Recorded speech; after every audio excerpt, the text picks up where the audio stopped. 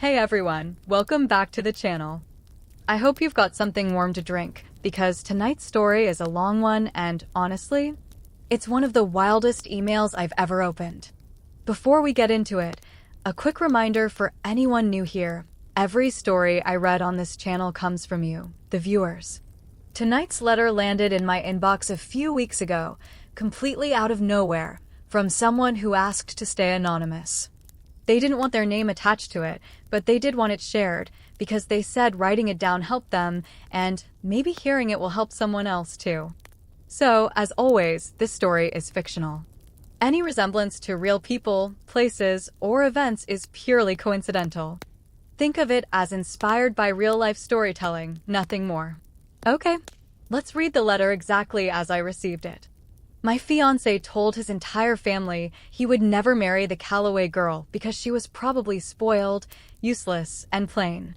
He said it while I was standing 3 feet away from him, holding a bowl of soup. He didn't know it was me. I want to back up, because none of this makes sense unless you understand who I actually am and who I was pretending to be that night. My name is Naomi. I'm 27. I'm the acting head of operations for Callaway Group, a hospitality and finance company my grandfather built from a single roadside motel in the 1960s into something that now owns hotels, event venues, and a very quiet but very large private equity arm that other hospitality companies borrow money from when they're in trouble. That night, none of the people I was serving soup to knew any of that. To them, I was Nora, a 24-year-old temp banquet server with a name tag, a black uniform, and absolutely no reason to be looked at twice. The dinner was at the home of the Ashford family, old hotel money out of Savannah, the kind of family whose portraits line hallways instead of family photos, whose silverware has a monogram older than most modern currencies. Julian Ashford was their golden son. 30 years old, sharp jaw, expensive watch, the kind of charm that works extremely well on people who have never had to wait tables to survive. Julian was engaged to marry me. Not Nora. Me. Naomi Callaway. Except we had never actually met in person before that arrangement was announced, because the entire engagement had been negotiated between our family's lawyers, our company's boards, and roughly $400 million of shared financial interest. I had insisted on one condition before any of it went further. I wanted to see how the Ashford family actually behaved when they thought no one important was watching. My mother used to say you learn everything about a person by watching how they treat the one holding the tray, not the one holding the wine glass. She died when I was 15, but I never forgot that. So Callaway Group's internal audit division, the same team that quietly inspects vendor conduct and staff treatment at any property we do business with, placed me as a temporary banquet server at a private Ashford family dinner. Legal name on the badge: Nora Hale. Real name: buried under a haircut, contact lenses instead of glasses, and absolutely zero jewelry. They had never once seen my face. They knew the Callaway name, the Callaway money, the Callaway hotel portfolio, and the $48 million bridge loan Callaway Group had extended to keep their flagship property, the Ashford Grand, from defaulting. They had never bothered to learn what I actually looked like. That was their first mistake.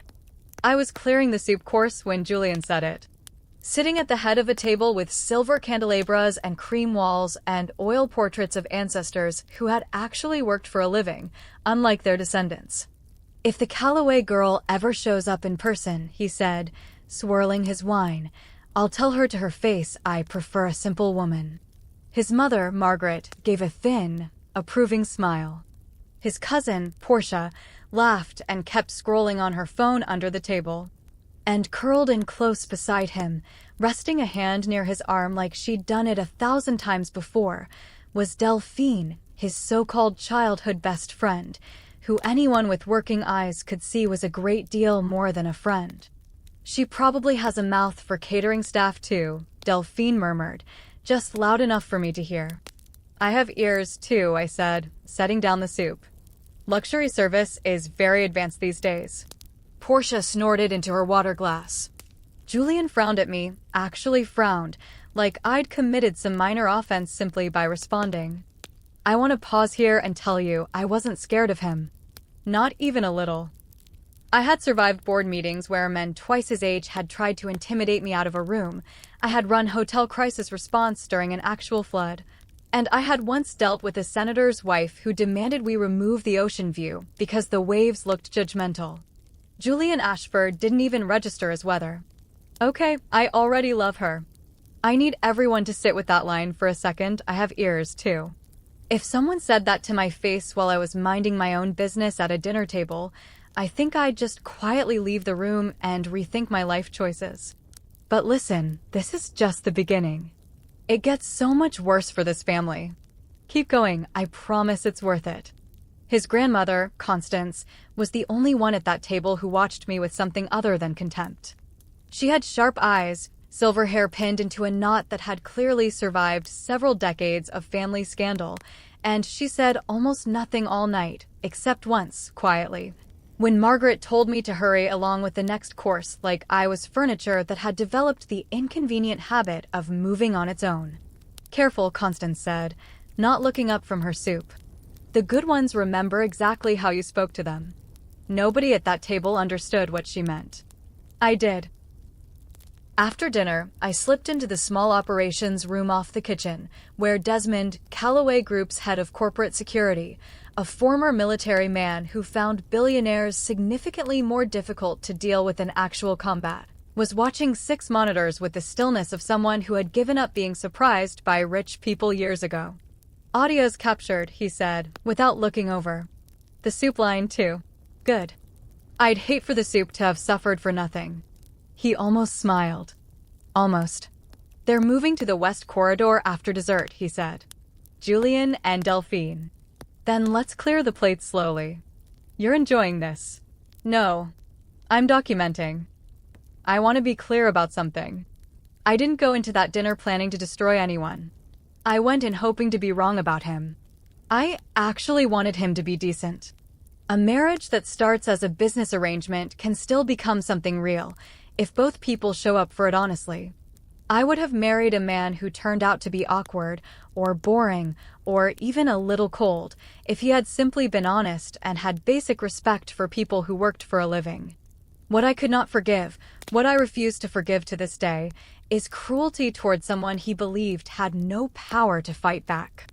I want everyone watching this to really absorb that line, because I think it's the whole heart of the story. It's not about the insult. It's about who he was when he thought there was nothing to lose by being cruel.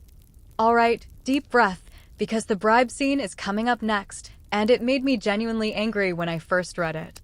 After coffee was served in the West Salon, Julian and Delphine drifted into the side hallway near the conservatory, the one lined with ivy and old mirrors, and, conveniently, the one place our contract with the venue allowed temporary event cameras for staff safety monitoring. Some people hate microphones. They usually hate them for very good reasons. I carried a tray of empty cups through that hallway and paused behind a half-open pantry door. She's impossible, Julian was saying. That little server. Nora. She looks at me like she knows something. She knows soup, Delphine said, and I could hear the smile in her voice. She was rude to you. You'll survive. A pause. Then, softer. What about the Callaway girl? Are you actually going through with this? If I have to. His voice had gone flat, businesslike. My mother thinks we can renegotiate better merger terms after the engagement is public. If Naomi Callaway is desperate for this match, like everyone assumes, I can pressure the board for better terms. And if she's not desperate, I reject her first. Control the narrative either way. Something in my chest went very quiet. Not broken. Filed away, carefully, the way you file evidence. And me? Delphine asked. You're the woman I'd choose if money weren't a fire spreading through the walls of this family, he said. Romantic, right? Being handed a burning sofa and told it's an inheritance. I stepped back before my face could give anything away. He hadn't broken my heart. He'd simply confirmed, out loud, exactly what kind of man he was, the kind who saw people as leverage, all the way down. I want to tell you a little about the room itself, because it matters for what comes later. The Ashford dining room was the kind of space built specifically to make old money look healthier than it actually was. Silver candelabras that hadn't been properly polished in months, if you looked closely at the base. Crystal glasses that didn't quite match, because a full matching set had apparently been sold off quietly 2 years earlier. Cream walls, oil portraits of dead men who had built an entire hotel empire by remembering that guests needed clean sheets, warm food, and staff who weren't treated like furniture.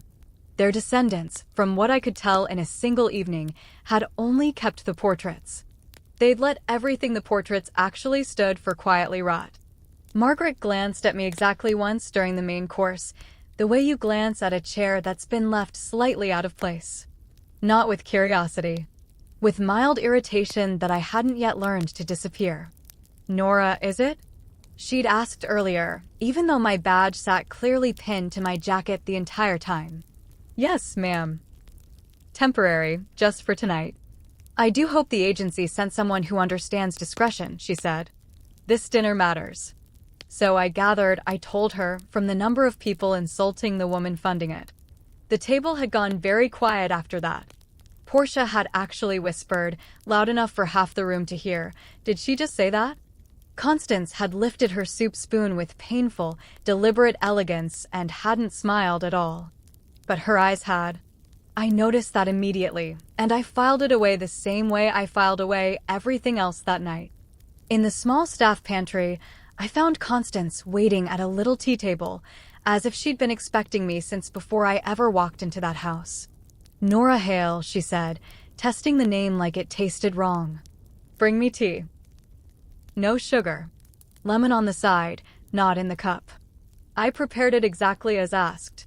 She watched every movement of my hands. "You know standards," she said.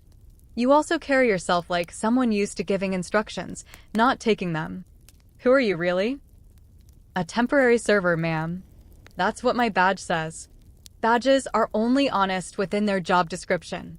She sipped her tea unhurried.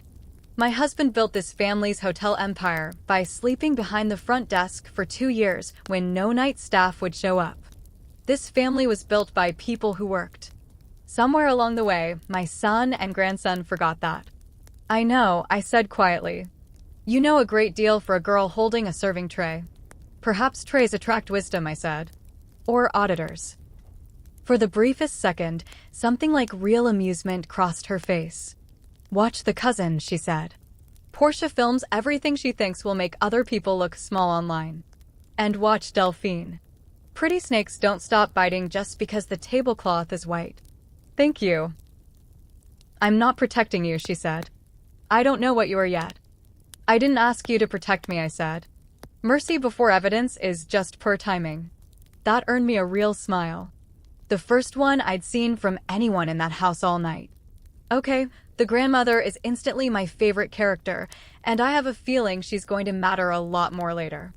Also, mercy before evidence is just poor timing. I'm stealing that from my group chat. Alright, this next part is where things start going seriously wrong for our letter writer, so buckle up. Delphine cornered me about 20 minutes later in the service hallway, which I want you to note, was also fully covered by cameras she had no idea existed. People like her never suspect surveillance in the places built for people like me. She was holding a cream-colored envelope.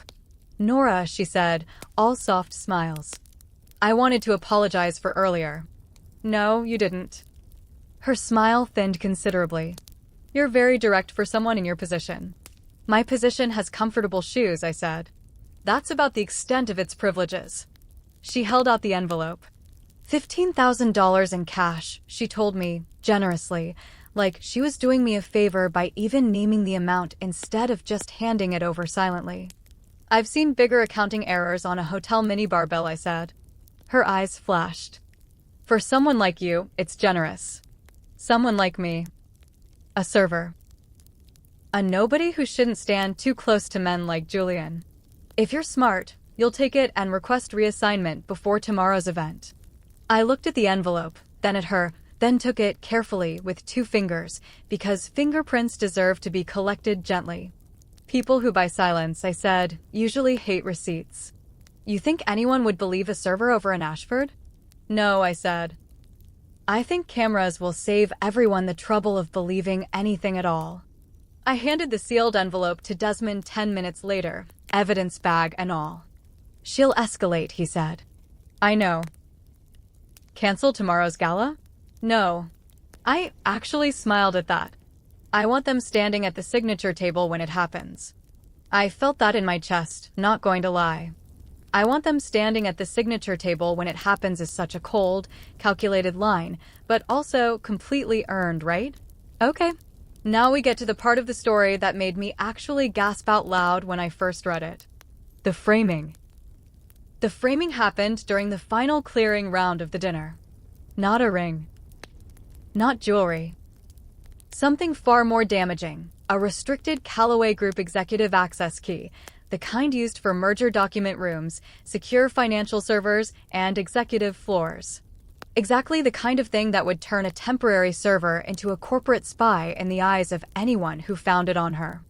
Delphine screamed near the main hall about 20 minutes later, perfectly timed, perfectly positioned between the remaining guests and the exit.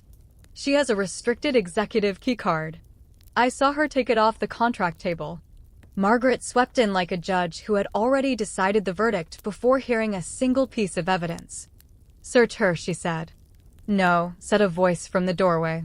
Constance stood there, leaning on her cane, calm as still water. If there's an accusation, we review the footage first. Mother, this is our house, Margaret snapped. And that, Constance said, is exactly my concern. Julian turned to me, his jaw set. Nora, if you confess now, we can be lenient. I looked at him for a long moment. How generous. A man who doesn't know my name is offering me leniency for a crime I didn't commit. Should I add that to my resume? Portia laughed. You're unbelievable. No, I said. Just underpriced tonight. They walked me to the staff holding room, convinced they'd won something. That was their second mistake. The staff room belonged to a venue Callaway Group had partial event management rights over. The moment the door closed behind me, Desmond opened it from the inside operations hallway. Comfortable? He asked. I've just been accused of theft by a woman whose perfume costs more than her judgment. I need tea. Already made. He slid a folder across the table. We lock every feed tonight. The soup line. The corridor conversation about using the engagement for leverage. The bribe. The framing. Margaret ordering a search without review. Portia's draft social media captions calling you sticky-fingered catering, and the due diligence records concealed financial distress, unpaid vendor settlements, loan covenant violations. Do you want to end this tonight? He asked. No, I said. I want to end it tomorrow. At the gala. In front of the cameras that matter. He raised an eyebrow, but he didn't argue. Desmond had worked with me long enough to know that when I said something like that, it wasn't impatience talking. It was arithmetic. A private confrontation in a family dining room would have produced exactly one outcome. A very awkward, very quiet, very deniable apology, followed by a lawyer's phone call in the morning suggesting we all move forward for the good of the merger. Rich families are extraordinarily good at making their own cruelty someone else's inconvenience to manage. A public reveal, in front of press, investors, and their own board, would leave them nowhere to manage it at all. I didn't want an apology. I wanted a paper trail with witnesses who couldn't be quietly thanked into silence afterward. You're not just angry, Desmond said, watching me the way he watches suspicious luggage. You're building a case. I've been building a case since the soup course, I told him. I just didn't know yet how big it would need to be. That night, lying awake in the small staff dormitory the event company had arranged for its temporary workers, because appearances have to be consistent, even at 2 a.m, I thought about my mother more than I had in years.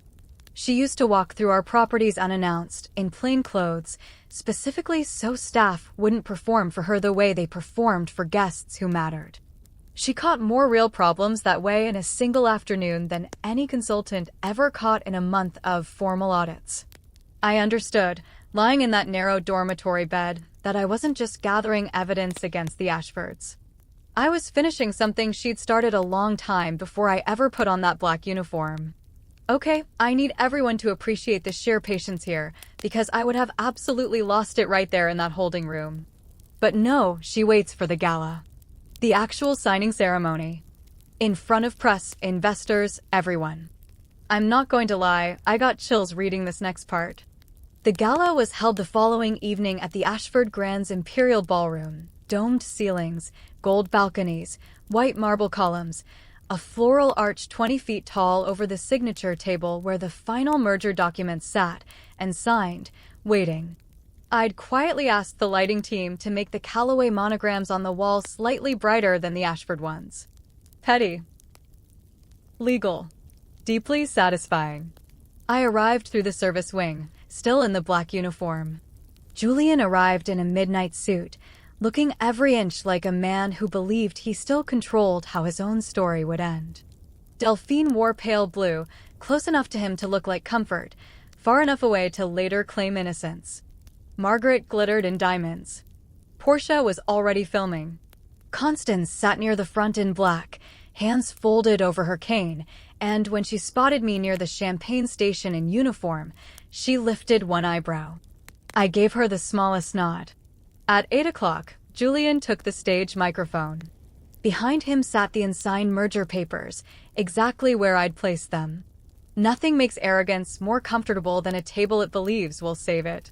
Tonight, he said, smiling at the crowd, was meant to mark a powerful union between two great hospitality families. But I believe honor requires honesty.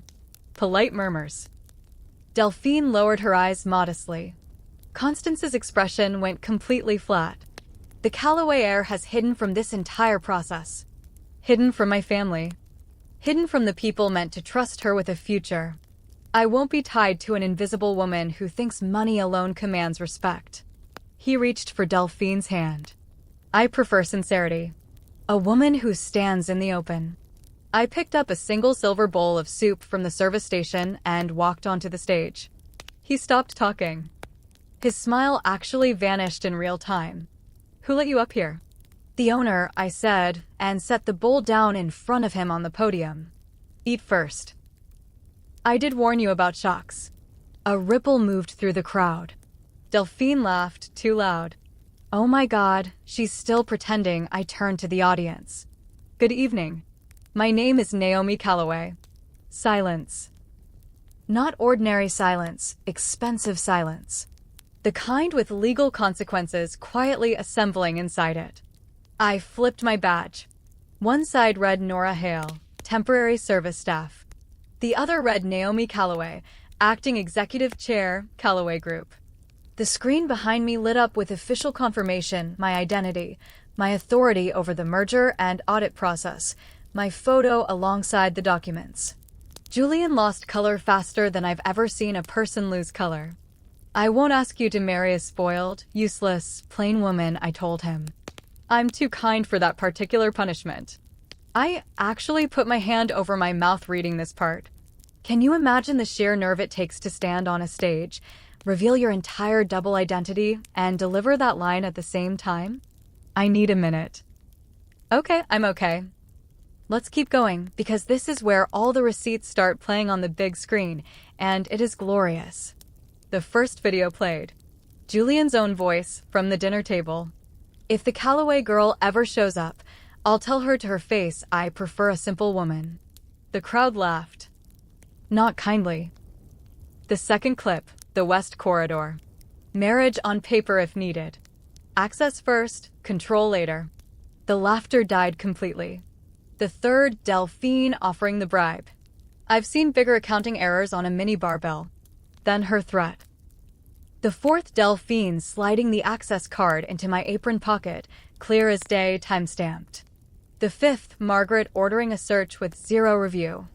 The sixth, Portia's draft caption glowing on the wall behind her. Bellhop with sticky fingers, Callaway should really vet their staff better. Her face crumpled as her own words lit up the ballroom. Then came the financial records. Concealed distress. Vendor lawsuits. Covenant violations. The Ashford Grand, listed as collateral against the $48 million bridge loan, due in full if the merger collapsed due to an Ashford side breach. The room shifted instantly. Investors and bankers can forgive arrogance. They get nervous around collateral. Julian grabbed the microphone. Naomi, if I'd known who you were, I never would have treated you that way. I looked at him. That's exactly the problem. You'd have performed respect for Naomi Calloway. Nora Hale would still be sitting in a holding room right now while your best friend cried over evidence she planted herself. I made mistakes, he said. You made choices, I said. With witnesses. Delphine stepped forward, crying now, real tears or close enough. Naomi, I was scared. I love him. I thought you were trying to trap him. No, Delphine. I was acting employed. You simply assumed that poor meant defenseless. Security escorted her out through the center aisle, cameras following every step. Her phone started buzzing with cancellations before she even reached the door. Margaret tried to salvage what was left of her composure. This is an unfortunate misunderstanding inflated by emotion. The screen changed again, internal messages. Keep temporary staff invisible. We cannot have Calloway thinking we can't manage service-level employees. Cancel that server. Move older staff out of camera range. Mrs. Ashford, I said quietly, the staff were never invisible. You were simply careless about who was watching. I have chills. Genuine chills. Okay, we're almost at the end of the letter, but there's still the fallout to get through, and honestly, it's just as satisfying as the reveal itself. Stick with me. The Calloway-Ashford merger is cancelled, I announced, due to breach of conduct, harassment of contracted staff, attempted evidence tampering, and concealment of material financial distress. A banker rose halfway out of his seat. Miss Calloway, does this mean Calloway Group will call the bridge loan? Since the Ashford family has breached the pre-merger terms, I said, Calloway Group will assume temporary control of the Ashford Grand, pending restructuring and worker protection review. Margaret made a sound like air leaving an antique vase. Then Constance rose. The room quieted before she even spoke. My husband scrubbed floors when the night staff didn't show, she said. This family was built by people who believed no honest work was beneath them. She turned to her grandson. You destroyed this family's name because you thought a woman carrying soup was beneath you. Julian's face went pale. Grandmother, the family trust gives me emergency. I read what I signed, Constance said. Unlike you. Julian Ashford is removed from all executive authority, effective tonight. His trust access, company residence, and inheritance rights are frozen pending review. The family will fully cooperate with Calloway's restructuring. The gala ended without a single signature, which felt, honestly, like poetic justice, since the signature table had been the only thing that family had come that night to worship. The fallout was fast. Delphine was dropped from every sponsorship she had within 24 hours. Portia's internship and investment placement evaporated by lunch the next day, her own scheduled social posts now sitting as evidence in a defamation claim. Margaret lost her charity board seat within the week, then her social standing shortly after, the same women who used to beg for a seat at her table suddenly discovering strong opinions about staff treatment. Julian's fall was slower, the way it always is for men raised to inherit rather than earn. His office was sealed. His company key card stopped working. His trust card declined at the very club where he'd once given interviews about honor and legacy. 3 nights after the gala, he waited for me in a service corridor at the Calloway building. Not the lobby. Not a boardroom. The service corridor, like he thought the symbolism might soften me. Wrong woman entirely. If you'd told me who you were, he said, things would be different. Thank you for confirming, I said, that your decency only activates with the right credentials. That's not what I meant. It's exactly what you meant. I looked at him for what I hoped would be the last time. You'd have performed respect for Naomi Calloway. Ellie, Nora, would have stayed in that holding room. He reached for my hand. I stepped back. We can start over, he said. No, I said. Our beginning was when I served you soup, and you showed me exactly who you were. Our ending is when you ate it. Okay, our ending is when you ate it. I need to lie down for a second. That's one of the coldest closing lines I've ever read on this channel, and I've read a lot of stories. All right, there's just a little bit left, and it's honestly the most heartwarming part. Constance came to see me the week after at the Ashford Grand while our auditors moved through the offices. "I'm not here to beg for my grandson," she said. "I know. If you were my granddaughter, I'd have dragged you out of that dinner before dessert. If I were your granddaughter," I said, "he might have learned manners a little earlier. He still would have found a way to disappoint you eventually." She almost smiled. There are good people in this hotel. Housekeeping, porters, cooks, engineers. They stayed because this name used to mean something. "I know," I said. "I'll save the hotel. Not the arrogance that nearly ruined it. We didn't strip the hotel down and leave the bones, the way some companies would have. We protected every existing staff contract, paid every overdue vendor, removed the managers who'd built careers on cruelty, rebuilt trust one department at a time. I met with the housekeeping staff before I ever sat down with a single board member because my mother used to say, if you want to know whether a hotel is actually alive, ask the people who clean the rooms guests never think about." I should mention what happened to the staff during those 6 months, because honestly, that part matters more to me than anything that happened on that stage. There was a housekeeping supervisor named Rosa who had worked at that hotel for 19 years and had never once been offered a path toward management, despite training half the junior staff who eventually got promoted around her. She's now one of 3 regional directors overseeing training standards across every Callaway property on the East Coast. There was a doorman, an older man who'd worked the loading dock entrance for over a decade, who asked me, almost nervously, whether the new training wing would still be hidden behind the delivery bay the way the old staff entrance always had been. "No," I told him. "The new entrance faces the street. Same as the guest entrance." He didn't say anything for a moment. Then he asked why. "Because no honest work is small when it's done with dignity," I said. "And I'm tired of buildings that only display the people they respect." We also uncovered, during the audit, records the Ashford family clearly hoped would never surface. Years of unpaid overtime claims that had quietly been settled with non-disclosure agreements instead of actual back pay. Internal memos instructing supervisors to keep certain staff out of camera range during high-profile events, so guests wouldn't have to see anyone who looked, in Margaret's words, tired.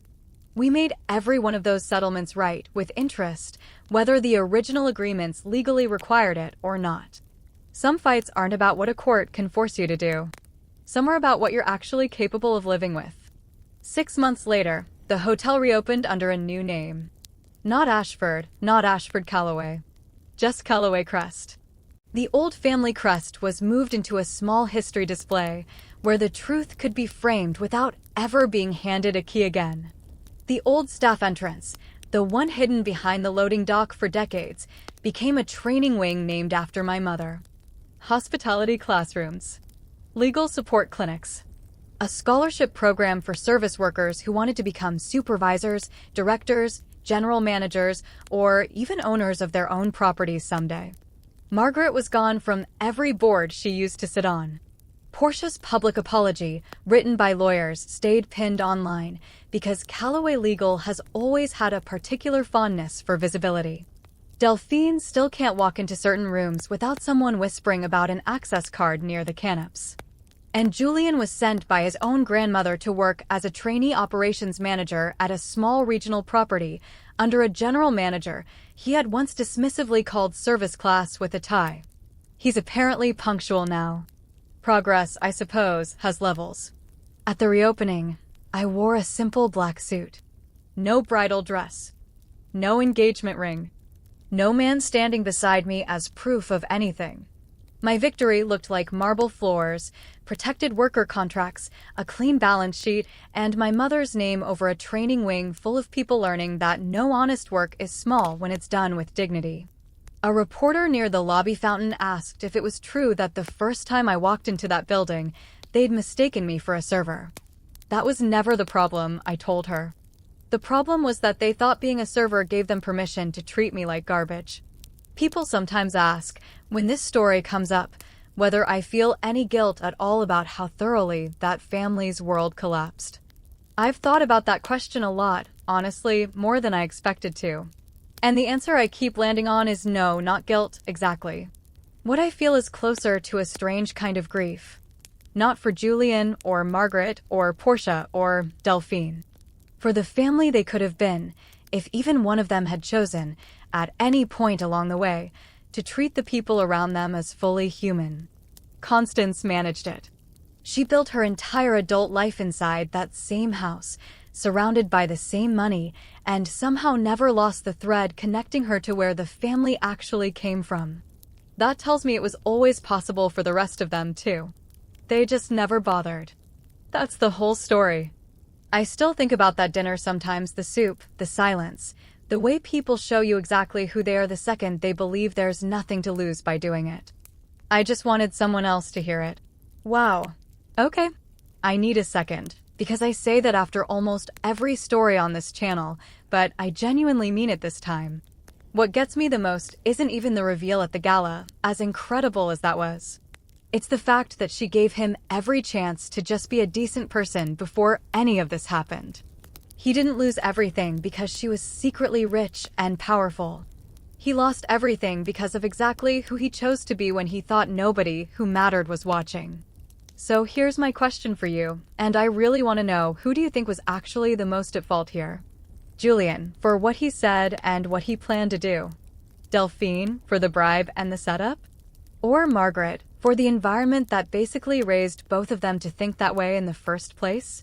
Let me know in the comments, and please, be respectful with each other down there. I know these stories get people fired up.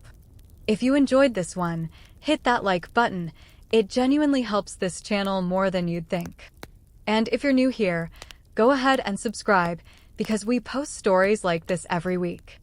And if you have your own story, something that happened to you, something you've never told anyone, something you just need to get off your chest, I would be honored to read it. Send it to me anonymously. The email address is in the video description. Thank you so much for watching, and I'll see you in the next one.